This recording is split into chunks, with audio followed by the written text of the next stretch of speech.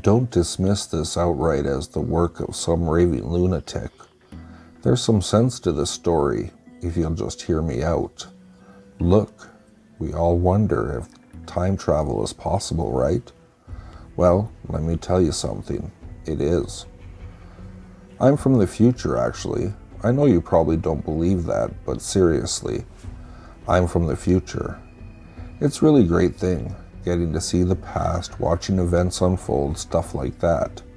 We know more now than we ever did. Behind all the fun, though, there's a more serious aspect. We aren't supposed to go on our own lifetime, and we are never allowed to contact our past selves. Let me tell you, I'm breaking that rule right now. Yes, kid, you're talking to yourself, your future self. I'm going to be executed for this, but you know what? I accept that. I'm preventing something by talking to you that is worse than death.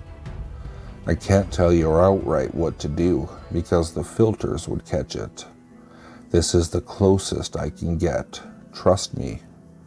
I can, however, send a little message. You should probably read the first letter of every paragraph now.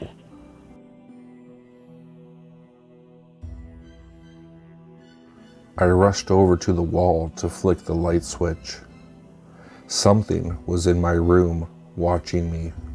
It was lurking somewhere behind me, sitting in the shadows and staring at me. This was more than just paranoia. There was definitely something in my room. I could almost envision it wrapping its arms around me and dragging me into some terrifying abyss. I sat in my chair and stared at my shadow on the ground in front of me. I watched as another shadow slowly grew over my shoulder, never taking on any definite shape. I looked back up and stared at my computer screen. I thought maybe that if I believed it wasn't there, it would just go away. I held my breath and tried to engross myself in reading the article on the website in front of me. I couldn't help but notice how my computer screen showed a reflection of what was in front of it. I couldn't help but notice the worried look on my face. I couldn't help but notice the thing hovering behind me, staring at the back of my head.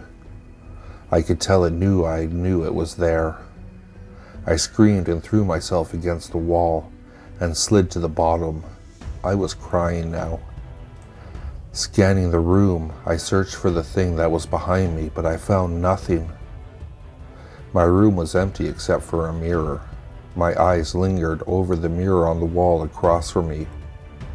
I watched my black fan twirl around and around through the mirror. I watched how the shadow of the fan moved all around the room. I watched how the mirror slowly began to tilt till I could see myself in it. I watched as a dark, scaly hand grasped my shoulder. I was entranced by my own reflection. All I could do was sit there as I watched the black abomination cup my face. I screamed at my reflection to move as I watched a face made up from the darkness itself whisper into my reflection ear. I gazed in horror as my reflection stood up and walked to the window. I gasped in pain when he smashed the glass with his fist. I tried to hide my eyes when I saw him pick up a broken piece of glass. I tried to look away when he forced me to stare into his eyes. I sensed his thoughts in my head. They said to me that if I was afraid to look, then I don't need to look. Everything became tinted red with my reflection brought the jagged object across his eyelids. Yet there was no blood, not for him. He just smiled. He walked back over to the black abomination. It again drew him near and whispered into his ear. I could see it chuckle. I cried in despair when I saw a tear roll down my reflection's face. I cried in pain when he jabbed the jagged glass into his throat. I woke in a cold sweat and rushed to the wall to flick the light switch on.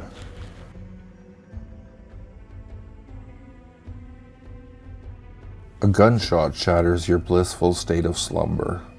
Blood stains your sheets and crimson runs from the walls and ceiling.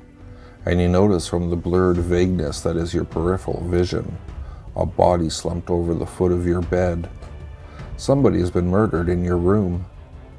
Despite the early hour and the shock of your discovery, you desperately muster the strength to search for the last place you put the phone. You have to call the police before it's too late. As you frantically search under cushions, beneath stacks of papers and old CDs, you realize something is wrong. Suddenly you feel weak, decrepit, frail, a frailness that brings on intense and unwanted dizziness. You clench your teeth as you search for the phone, but your pain continues to lurch at your bones and nags at you. The pain becomes intense and your vision blurs, and you keel over in pain onto the floor. You are immobile due to the raging and unknown pain clawing at your insides, helpless. You sense a living presence in your room now, your sheets rustling, and now footsteps. The dilapidated corpse that once lay helpless on your bed, you realize is moving of its own volition. It is alive. In your last moment of consciousness, your last breath of air, you manage to grasp at your stomach, and you feel torn skin, and then raw flesh, and then nothing. There is a gaping hole there. These are the last things you remember.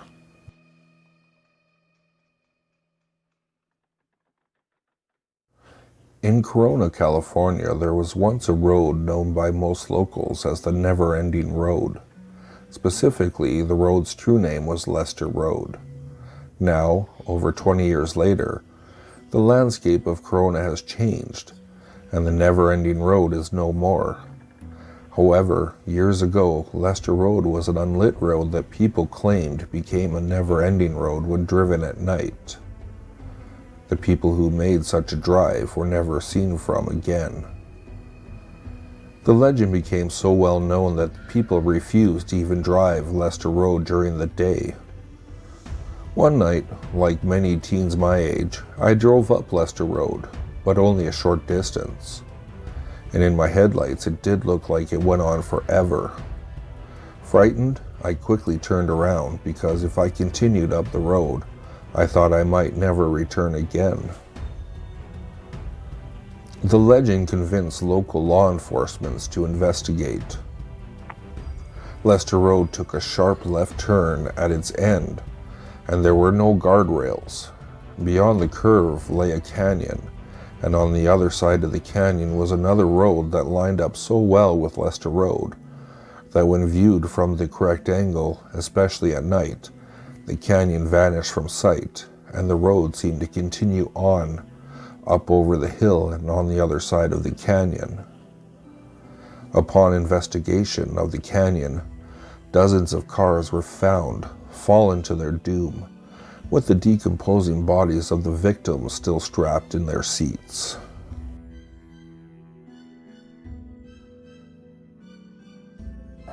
If you like what you heard, please like, subscribe, and share with your friends.